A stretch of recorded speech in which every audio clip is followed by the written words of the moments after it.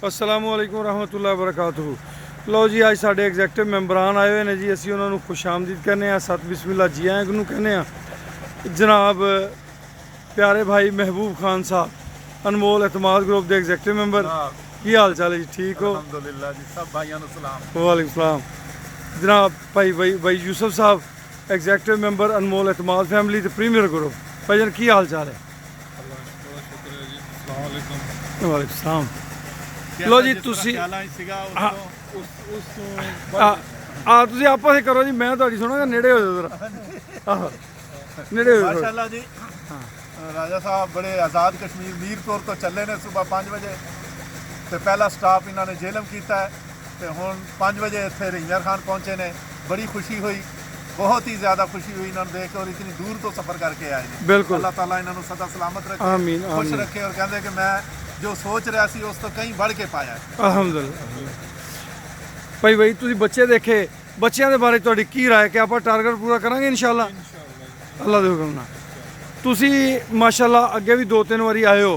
मैं तो जी जदों ही आंदा ना, हाँ। पहले नालों बढ़ के देखदा कि इन्नी ड्रेस्टिक चेंज इन्ने थोड़े दिनों दे विच मैनूं बड़ी हैरत होंदी है। हालांकि सब तो करीब समझो शहर के एक कोने ते मैं हाँ, तो दूसरे कोने ते राणा साहब ने।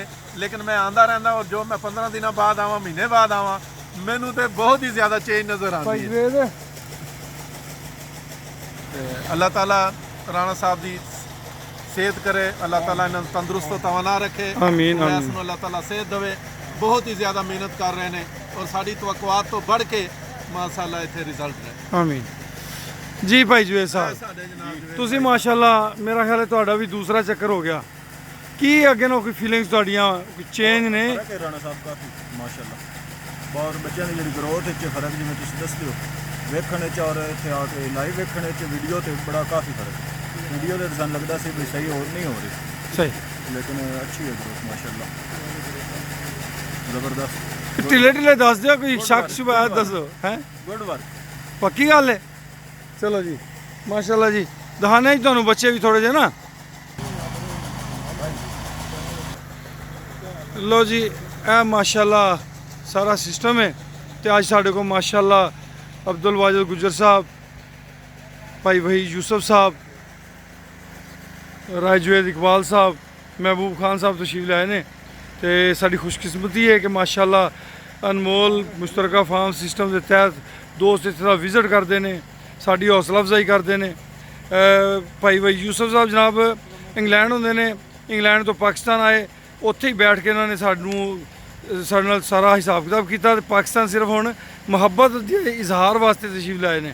तो असीं इन्हों सत बिस्मिल्ला जी आयां नूं कहने सारे वीरां नूं, इन्हों खुश आमदीद कहने। इन्हों का आना साढ़े वास्ते खैर तो बरकतों का बायस है जी, अलहमदुलिल्लाह।